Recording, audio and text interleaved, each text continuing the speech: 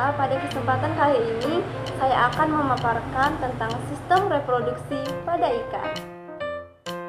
Baiklah, sebelum kita masuk ke materi, kita harus mengetahui dulu definisi dari reproduksi. Reproduksi itu merupakan proses biologis suatu individu untuk menghasilkan individu baru.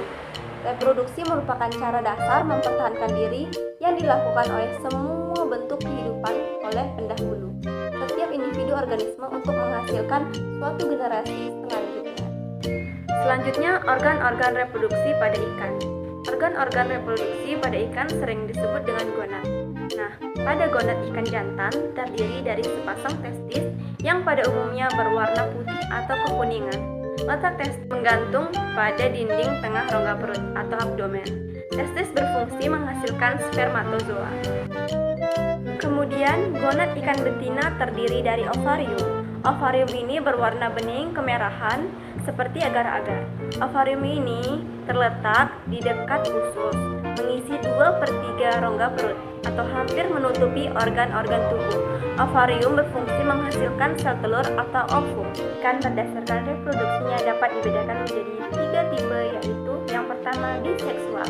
Biseksual ini merupakan tipe yang memiliki 2 alat kelamin dalam satu spesies. Ikan jenis ini dapat dibedakan antara jantan dan betinanya dengan melihat ciri seksual primer dan sekunder. Ciri seksual primer hanya dapat dilihat dengan melakukan pembedahan, sedangkan ciri seksual sekunder dapat dilihat dari morfologi ikan tersebut. Yang kedua, uniseksual. Uniseksual ini merupakan alat kelamin tunggal. Untuk beberapa spesies ikan, menentukan jenis kelaminnya mudah dilakukan karena semua individu berjenis kelamin betina. Kemudian yang ketiga ada hermafrodit. Ikan dengan tipe hermafrodit adalah ikan yang memiliki alat kelamin ganda. Ikan hermafrodit dapat dibedakan menjadi 3 tipe, yaitu yang pertama sinkroni, yang kedua hermafrodit portandi, dan yang ketiga hermafrodit protogini. Hermafrodit sinkroni merupakan golongan ikan yang gonadnya terdapat di kelamin jantan.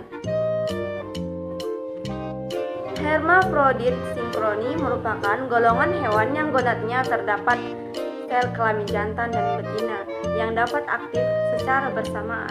Kemudian hermafrodit protandi, golongan ikan ini yang dalam hidupnya mengalami perubahan jenis kelamin dari jantan menjadi betina. Kemudian hermafrodit protogini. Hermafrodit protogini merupakan golongan ikan yang dalam hidupnya mengalami perubahan dari jenis betina menjadi jantan. Kemudian cara reproduksi ikan dibagi 3, yaitu yang pertama ovipar, yaitu sel telur dan sel sperma bertemu di luar tubuh dan embrio ikan berkembang di luar tubuh sang induk. Contohnya adalah ikan pada umumnya.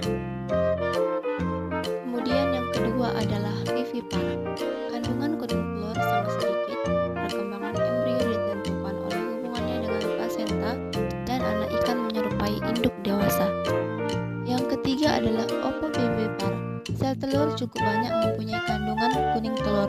Embrio berkembang di dalam tubuh induk ikan betina dan anak ikan menyerupai induk dewasa. Contohnya ikan-ikan.